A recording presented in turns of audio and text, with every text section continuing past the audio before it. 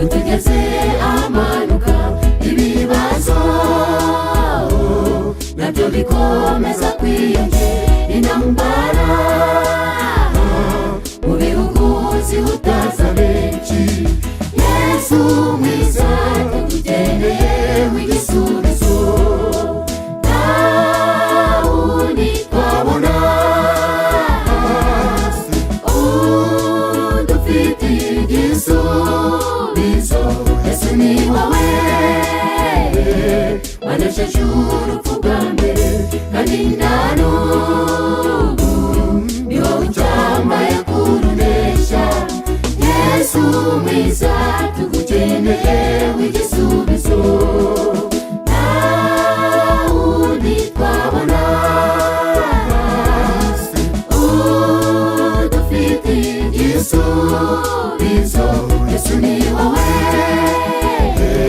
wanesheje urupfu bwa mbere, kandi na n'ubu ni wowe ucyambaye kurunesha. Yesu mwiza tugukeneye w'igisubizo.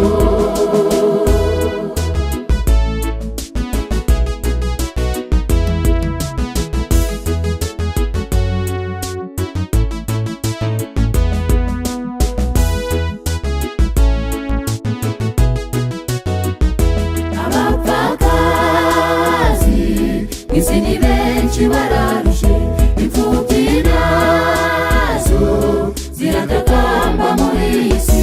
Turatabaza isi na muntu wadutabara.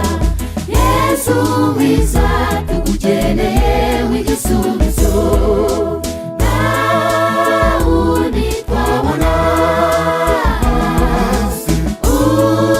udufitiye igisubizo. Yesu ni wowe wanesheje urupfu bwa mbere, kandi na n'ubu ni wowe ucyambaye kurunesha. Yesu mwiza tugukeneye w'igisubizo, nta wundi twabona udufitiye igisubizo. Yesu ni wowe wanesheje urupfu bwa mbere, kandi na n'ubu ni wowe ucyambaye kurunesha. Yesu mwiza tugukeneye w'igisubizo.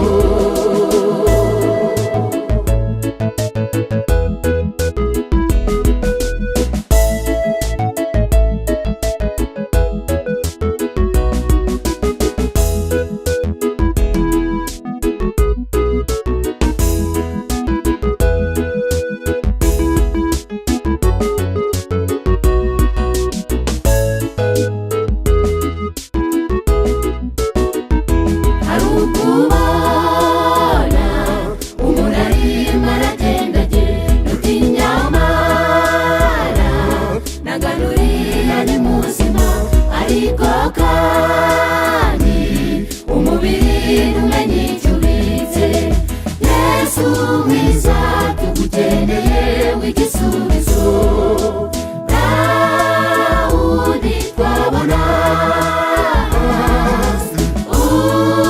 udufitiye igisubizo. Yesu ni wowe wanesheje urupfu bwa mbere, kandi na n'ubu ni wowe ucyambaye kurunesha.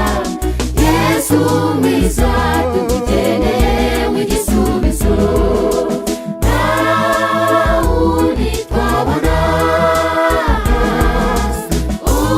udufitiye igisubizo. Yesu ni wowe wanesheje urupfu